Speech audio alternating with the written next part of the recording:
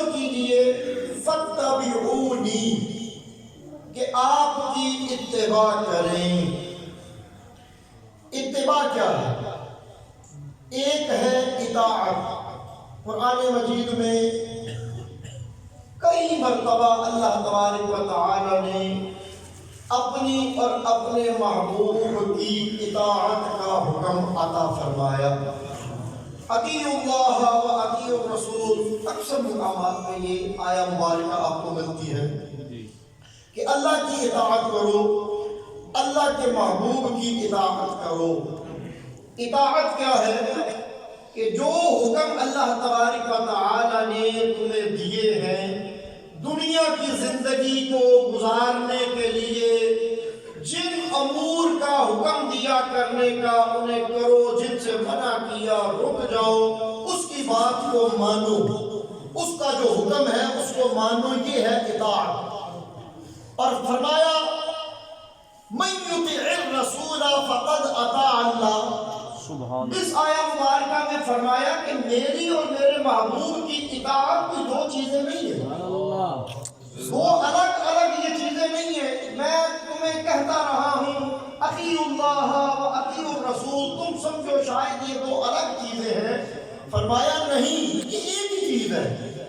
میرے محبوب نے جو تمہیں میرا حکم سنایا ہے، کیونکہ تم تک میرا کلام پہنچنے کا وسیلہ رسول اللہ ہے، انہی کو میں نے وہ حکم عطا کیے، ان کی زبان سے تم نے سنے۔ اب جو یہ فرما رہے ہیں سمجھو میرا کہنا ہے۔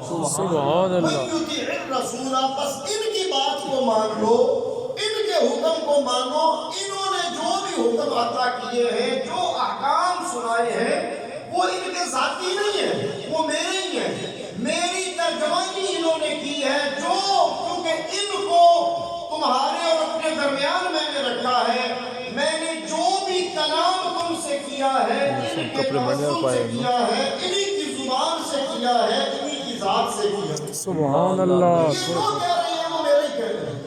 فرمایا ان کو میرے سے جدا نہ ماننا، الگ نہ سمجھ لینا، ہیں میرے محبوب مگر ان کی زبان سے میں بولتا ہوں۔ میرا ہر حکم تمہیں انہی کی زبان سے ملا ہے، ان کی بات مان لو، سمجھو میری مان لو۔ سبحان اللہ۔ اب یہ ہے اطاعت، حکم مل گیا، بات کو ماننا ہے، یہ ہے اطاعت۔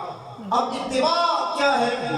اتباع یہ ہے کہ وہ جو تمام احکام اللہ تبارک و تعالی نے عطا فرمائے، رسول اللہ صلی اللہ علیہ وسلم نے ان پہ عمل کر کے دکھایا۔ سبحان اللہ۔ یعنی وہ جو اطاعت ہے اس پہ عمل کرنا، عملی طور پہ اس کا نمونہ پیش کرنا، کر کے دکھا دینا کہ اللہ نے جو کام کہے ہیں وہ مشکل نہیں ہے، یہ دیکھو میں تمہیں کر کے دکھا رہا ہوں۔ سبحان اللہ۔ صلی اللہ علیہ وسلم کی ذات مقدسہ، آپ نے تمام وہ جو احکام تھے ان پہ عمل کر کے دکھایا۔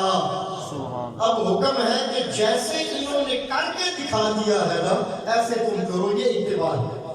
اب ذرا غور کیجئے، اطاعت اور اتباع میں تھوڑا فرق ہے۔ فرق کس چیز کا ہے؟ فرق ہے جذبے کا۔